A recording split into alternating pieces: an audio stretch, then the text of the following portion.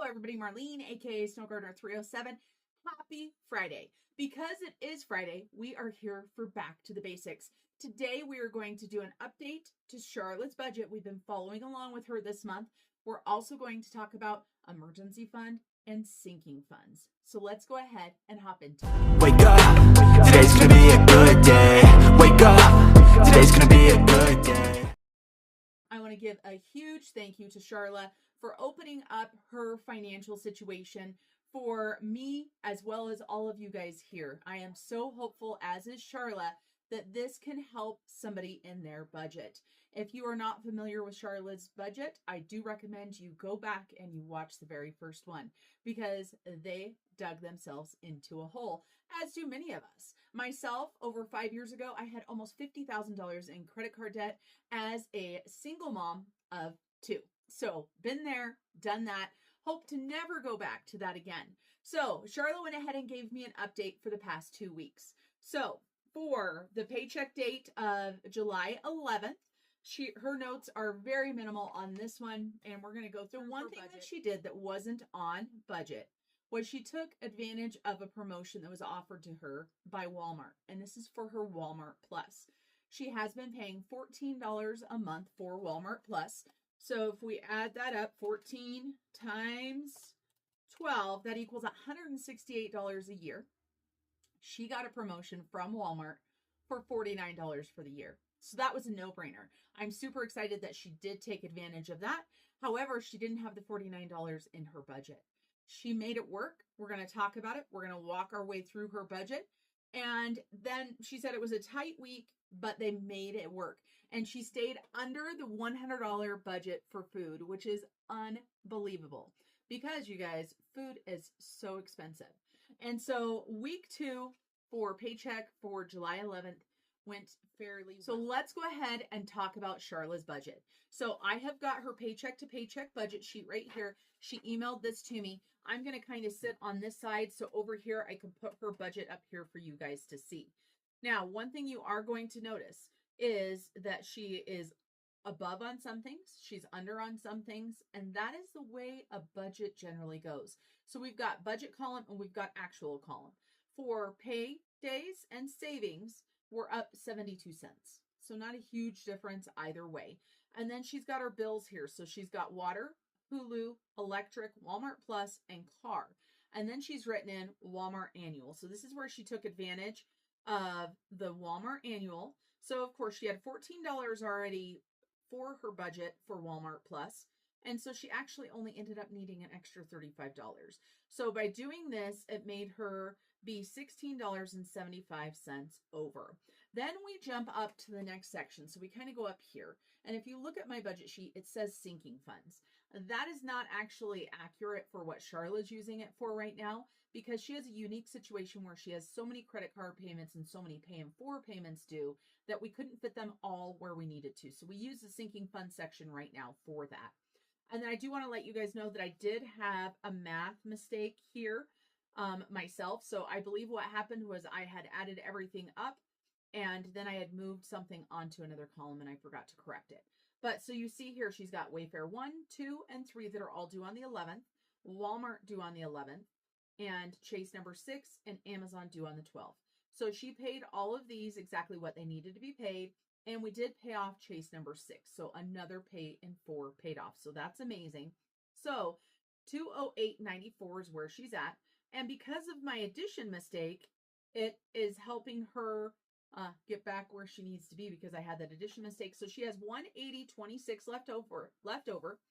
She gave $25 to her hubby, $10 to her son for gas, $10 for her gas, and then right there you look at food. She spent $98.62 for food, which is unbelievable. So exciting. And then of course, pest, she had actually gotten rid of the pest control for right now because their budget is so tight. So it shows that she had an extra $26.38 left over from that column, and she was left with $36.64. So that was definitely a successful week. So congratulations to Sharla and her family. Now, the next week, which is payday of July 18th. Life happens, you guys. It happens to all of us. And sometimes it seems like when we're down, it just keeps happening. And so Sharla, she had ended up in the hospital for a couple days this week. And so she had a hospital copay and medication that she had to pay.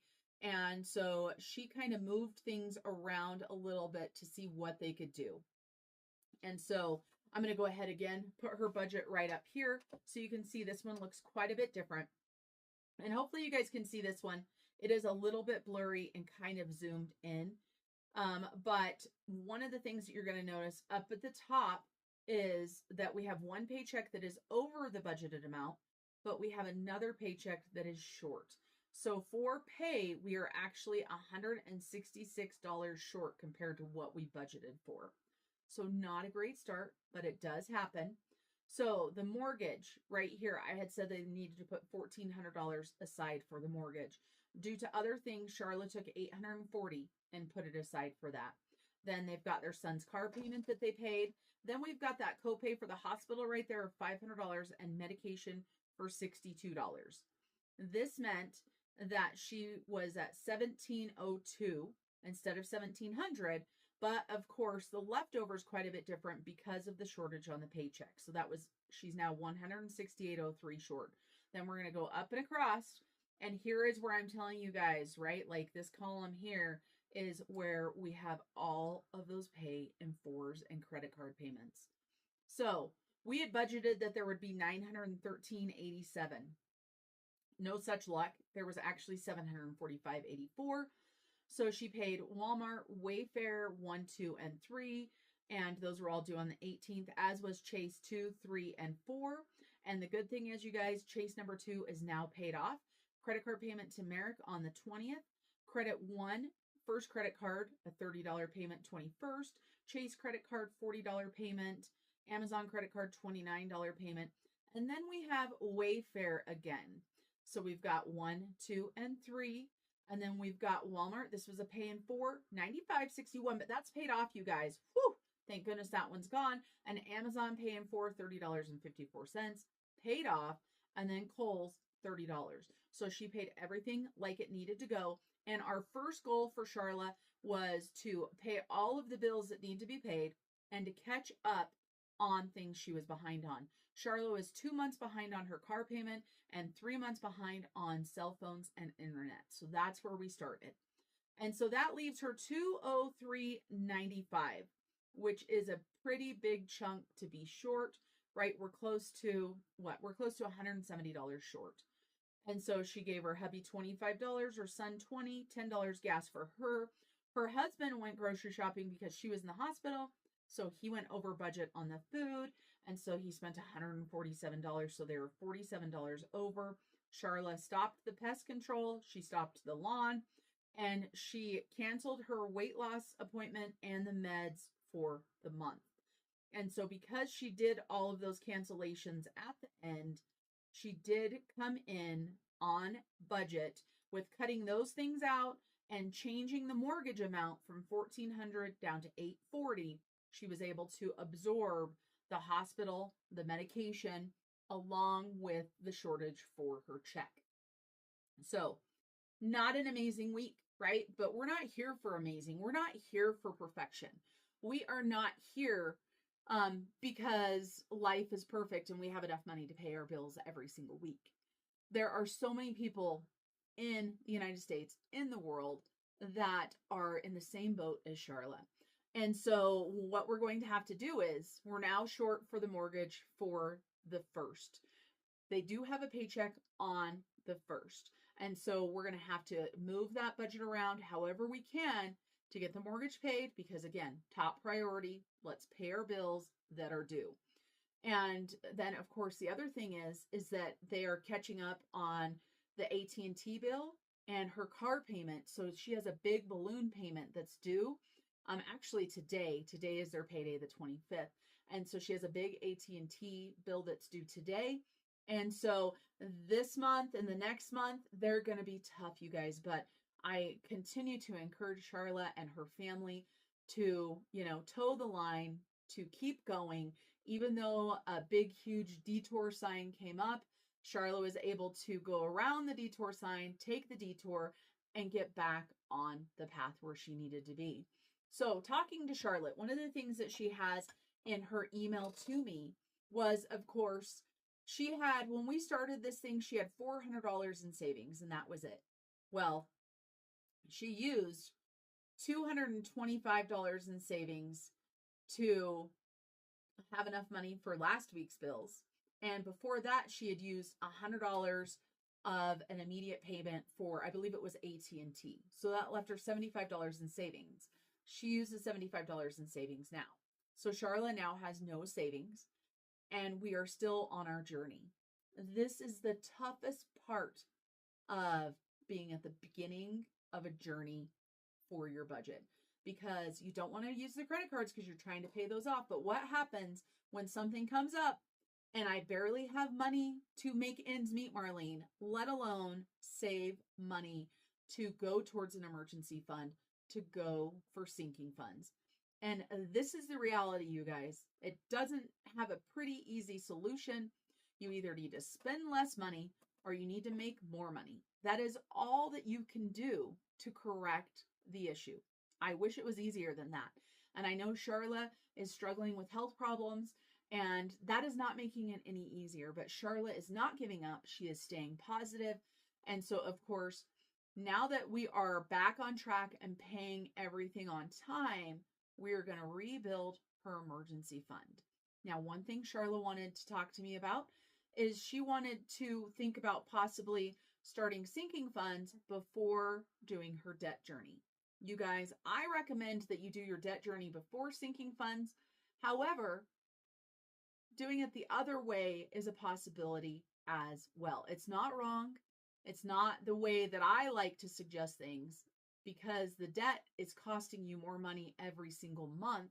If you look at the interest that you're paying every single month, and instead you're putting money into savings accounts or into cash envelopes, then it's one of those things, it's like a catch-22, right? Because if I don't have a $100 medical sinking fund and I need a prescription at $62, but I don't have the money, how am I supposed to pay for it?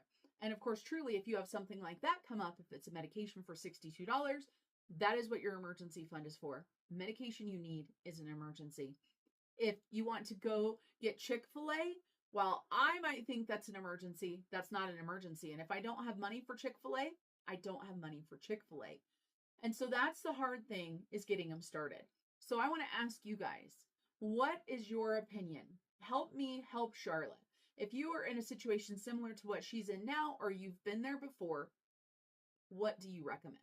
Obviously, we're doing emergency fund first. We're just going to do the baby emergency fund of $1,000.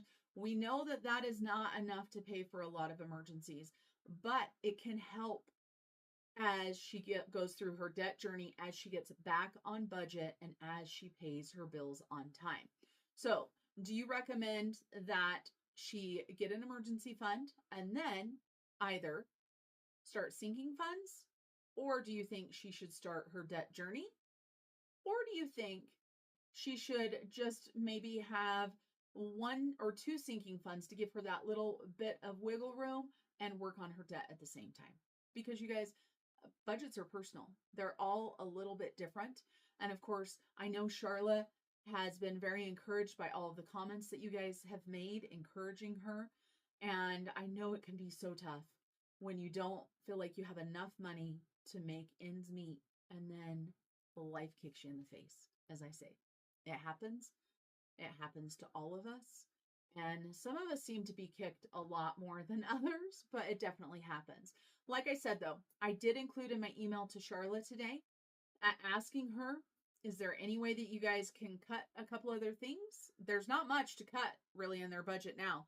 They are down to $100 a week for food for a family of 4, which is not much at all.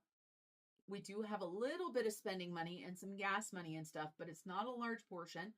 We've got a couple things that maybe could be cut.